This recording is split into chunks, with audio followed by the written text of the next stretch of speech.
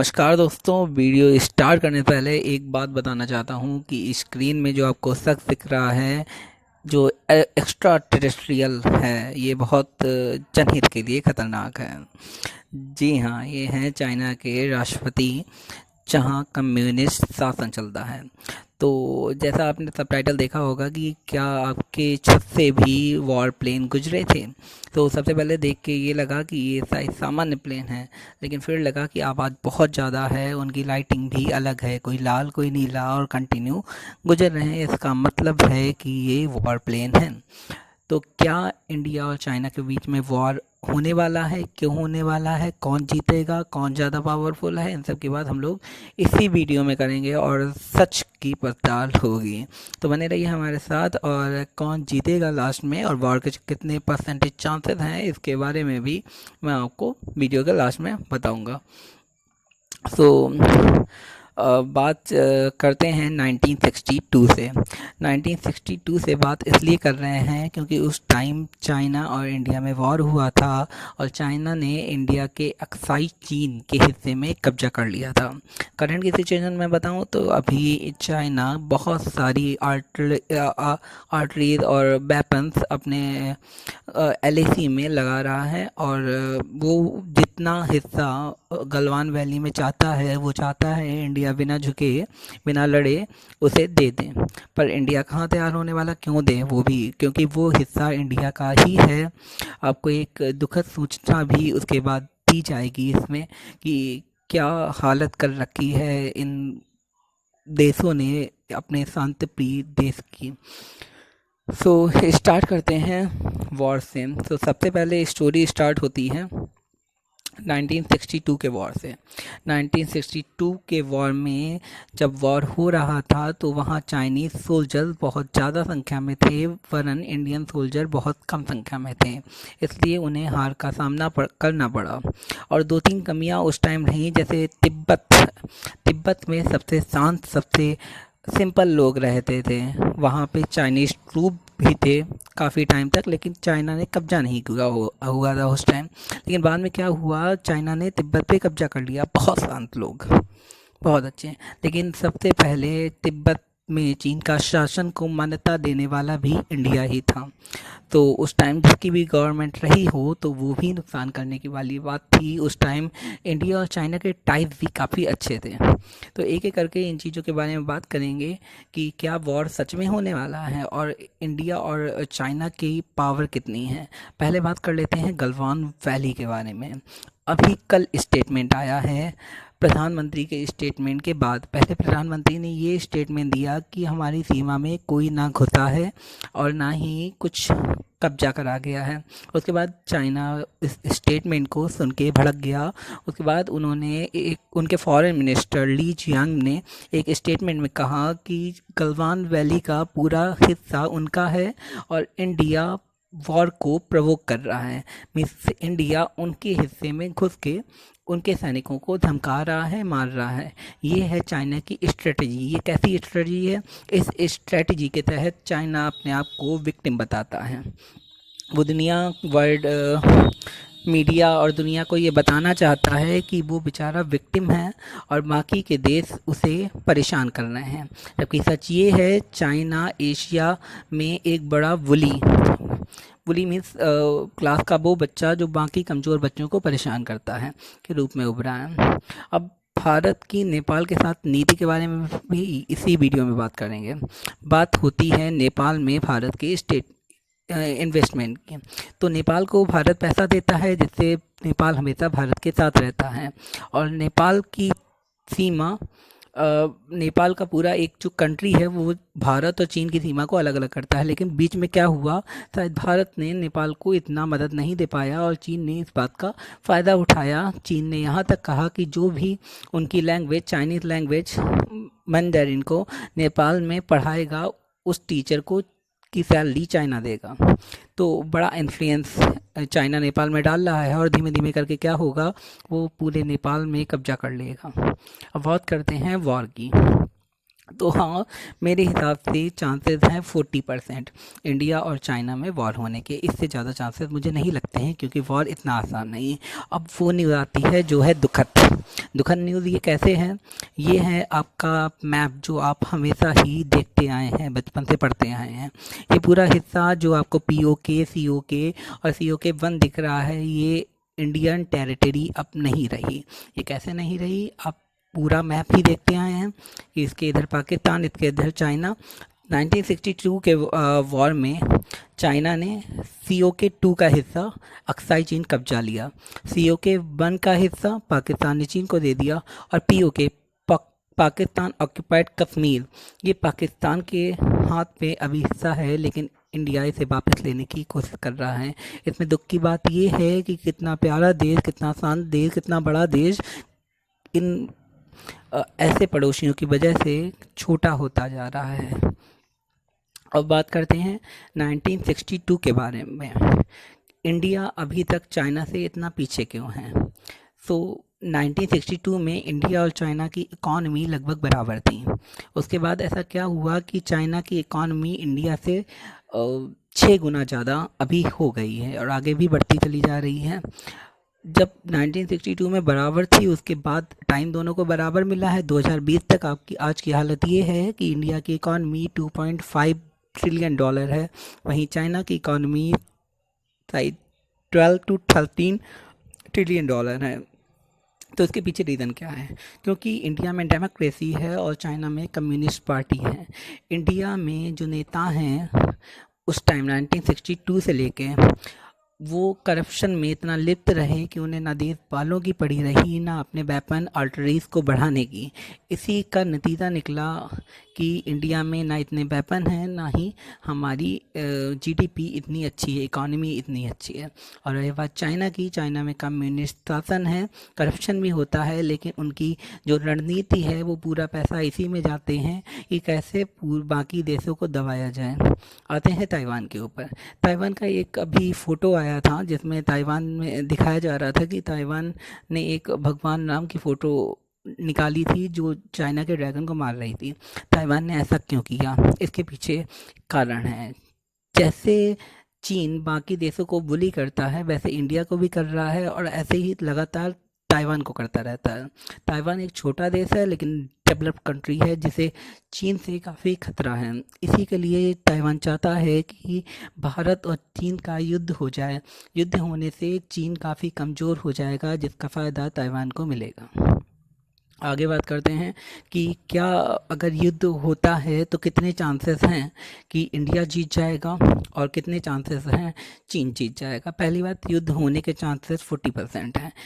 भले ही आर्टरीज और वेपन्स अपनी सीमा में दोनों ही देश लगा रहे हैं। उसके बाद जीतने की बात रही तो फिर इंडिया भले ही चाइना से काफ़ी कमज़ोर हो, लेकिन एलाइज के ऊपर बात पहुंच जाती है। अगर युद्ध बड़ा हुआ तो जाहिर सी बात दोनों कंट्रीज़ के साथ में देश उतरेंगे। कौन देश किसके साथ में उतरेगा? भारत के साथ ताइवान रहेगा, साउथ कोरिया रहेगा, ऑस्ट्रेलिया, जापान रहेगा। ऑस्ट्रेलिया और जापान एशिया पैसिफिक की बहुत बड़ी ताकतें हैं, जो अगर इंडिया को मदद करती हैं तो चाइना को आराम से पीछे करा जा सकता है। मालदीव, श्रीलंका, बांग्लादेश, ये इंडिया के पक्ष में ही रहेंगे। नेपाल, पाकिस्तान और चीन, नॉर्थ कोरिया, रशिया, ये चीन के पक्ष में रहेंगे। लेकिन रशिया अभी सीधे तौर पे नहीं उतरेगा, वो अच्छा बना रहेगा। ऐसा क्यों होगा वो भी मैं अभी आपको वीडियो के आगे बताऊंगा। उसके पहले ज़रा हम लोग GDP देख लेते हैं। 1960 में आप देख सकते हैं सबसे नीचे 59 ये चाइना की GDP थी और 37 ये इंडिया की GDP थी। अब देखते चले जाइए। 1970 में चेक करिए, चाइना की 92 हुई, इंडिया की 62 हुई। मीन दोनों की लगभग बराबर चल रही है। चलती गई 1980 में देखिए, चाइना की GDP रही 191 और इंडिया की रही 186। काफ़ी सुधार हुआ। आगे देखिए चेंज कहाँ से होता है। बाकी सब सही चलता रहा। यहाँ 1993 में देखिए GDP में अंतर आना चालू हो गया। 444 चाइना की रही, 279 इंडिया की रही। आगे अंतर इतना गहरा गया कि कंडीशन संभलने से ना नहीं। 1998 की जीडीपी देख के चौंकाने वाले आंकड़े आते हैं। चाइना की 1029 है और इंडिया की 421 है। रीज़न है करप्ट सिस्टम, करप्ट पॉलिटिशियन, जिन्होंने जनता और देश को पीछे रख के अपनी ऐशो आराम पे पूरा ध्यान दिया। आगे देखते हैं जीडीपी 2010 की देखते हैं। यहाँ 6087 है चाइना की, 1675 है इंडिया की। कितना अंतर है? 2018 की देखते हैं, 13608 है चाइना की। बहुत उछाल, बहुत बड़ा उछाल। और यहाँ 2726 है इंडिया की। तो अंतर देख सकते हैं। 2019 का देखते हैं, 14,216 चाइना की और 972 इंडिया की। आगे फोरकास्ट, जो आगे जीडीपी आने वाली है, चाइना की कंटिन्यू जीडीपी बढ़ रही है बहुत तेज़ी से, 14, 15, 16, 18, 19 और 2024 तक इनकी जीडीपी हो जाएगी 21,309 एंड अपनी जीडीपी रहेगी 4,729। अब क्वेश्चन आता है, क्या इंडिया चाइना को बाइकॉट कर सकता है? तो इसका सिंपल आंसर है, इंडिया चाइना को बाइकॉट नहीं कर सकता।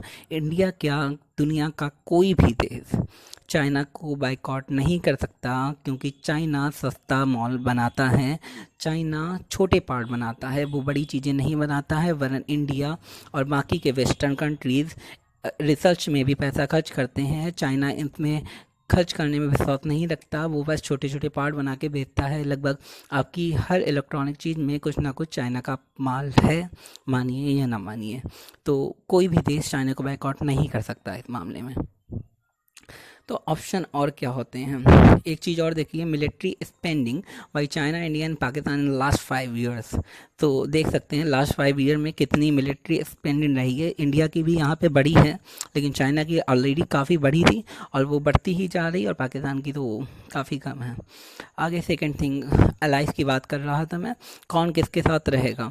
तो देख लीजिए आप ध्यान से यहाँ पे कि सीधी सी बात करता हूँ, जब वॉर अभी स्टार्टिंग फेज़ में होगा, थोड़ा बढ़ चुका होगा, तो USA, UK, Europe, Afghanistan, Israel, Sri Lanka India के साथ रहेंगे। और उधर के कंट्री, इंडिया पैसिफिक की कंट्री जापान और ऑस्ट्रेलिया भी इंडिया के साथ आ जाएंगे, क्योंकि चाइना सबको बुली करता है।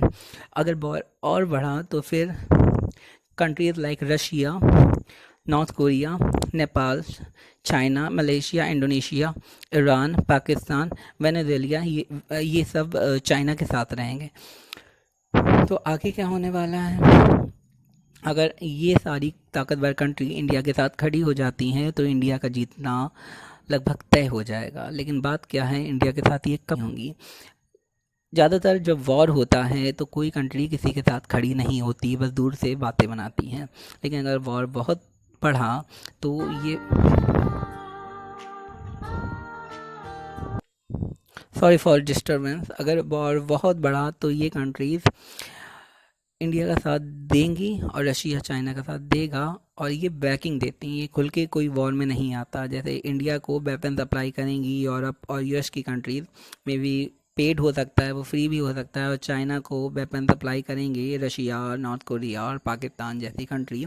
अगर इंडिया के ऊपर वॉर होता है तो वो काफ़ी फ्रंट से घिर भी सकता है, क्योंकि इधर पाकिस्तान अटैक कर सकता है, चाइना अटैक कर सकता है और नेपाल अटैक कर सकता है। लेकिन अभी वॉर को कैसे रोक सकते हैं? अगर पावरफुल कंट्रीज जापान और ऑस्ट्रेलिया इंडियन आर्मी के साथ गलवान वैली में खड़ी हो जाए तो फिर चाइना को पीछे हटना ही पड़ेगा। लेकिन इंडिया बहुत सीधी कंट्री है जो किसी के ऊपर हमला नहीं करने चाहती है, और ये कंट्रीज़ भी अपने अपने देशों को देखना चाहती हैं। अब बात करते हैं चाइना का साइज़। आप देख रहे होंगे वो इतना बड़ा कैसे है, इंडिया का इतना छोटा कैसे है। चाइना का साइज़ बहुत छोटा था, आप अंदाज़ा भी नहीं लगा सकते। लगभग अभी जितना है उसका साइज़ आधा साइज़ था। चाइना की अग्रेशन वाली पॉलिसी की वजह से चाइना का साइज बढ़ता चला गया, वो दूसरे देशों को, कमज़ोर देशों को दबाता रहा। यही पॉलिसी वो इंडिया के साथ, ताइवान के साथ भी चला रहा है और बाकी एशियन कंट्रीज़ के साथ भी चला रहा है। वो उनकी ज़मीन धीमे धीमे हड़प रहा है, और वो पाकिस्तान जैसे अलाइज के साथ मिलके, जिन्हें बाद में भी वो हड़प लेगा, उन्हें अभी यूज़ करके वो ये सब कर रहा है। आगे बात करते हैं। आप लोग सोच रहे होंगे रशिया चाइना के साथ क्यों रहेगा? रशिया रशिया चाइना मिलके यूएस को पछाड़ना चाहते हैं। उनके बीच में इंडिया का कोई मतलब नहीं, क्योंकि इंडिया वॉर से दूर रहता है। रशिया चाइना का साथ देगा क्योंकि उसे यूएस को पछाड़ना है, क्योंकि यूएस इंडिया के साथ हो जाएगा तो रशिया भी यूएस जिसके साथ होता है रशिया उसके अगेंस्ट में रहता है। और बता दूं कि रशिया चाइना से बहुत बहुत पावरफुल है। सो आगे चलिए चलते हैं, आपको बात करते हैं कि आखिर वॉर अगर होता है तो क्या उसके परिणाम निकलेंगे। वॉर अगर होता है तो वो बहुत ख़तरनाक होता है। हम लोग बोलते ज़रूर हैं कि वॉर हो जाना चाहिए, लेकिन उन सैनिकों के बारे में सोचिए जो सीमा में खड़े हुए हैं। जब वो मरते हैं तो उनके परिवार वालों को क्या लगता होगा। अगर वॉर होता है तो वॉर इतना बड़ा होगा कि वो सैनिकों तक नहीं, आपके घर तक पहुँचेगा। इसलिए वॉर से बचिए। ये मत सोचिए कि वॉर हो, ज़रूर हम लोग अपनी ज़मीन नहीं देंगे चाहे कुछ भी हो जाए अब की बार, क्योंकि इंडिया पहले ही काफ़ी ज़मीन खो चुका है। लेकिन वॉर से बचिए, उम्मीद करिए, आशा करिए, प्रे करिए कि वॉर ना हो और वो चाइना अपनी ज़मीन में वापस पीछे चला जाए। धन्यवाद हमारा वीडियो देखने के लिए। चैनल को सब्सक्राइब करिए, क्योंकि यहाँ जो न्यूज़ मिलेगी वो कहीं नहीं मिलेगी और सच्ची मिलेगी, आप जिस पे भरोसा कर सकें। धन्यवाद।